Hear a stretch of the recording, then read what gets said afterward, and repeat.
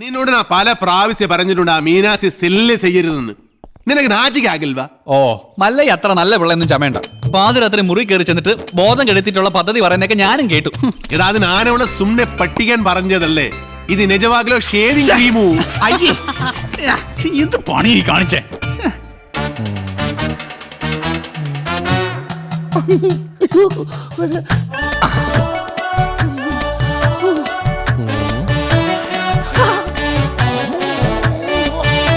ഇത് എവിടെ സെന്റ്?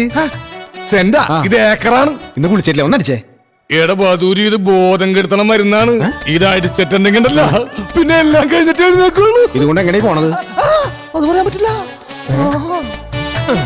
കൊച്ചു കെള്ളി ഉച്ചമയക്കത്തിലാണല്ലേ, ഞാൻ മയക്കിത്തരാം.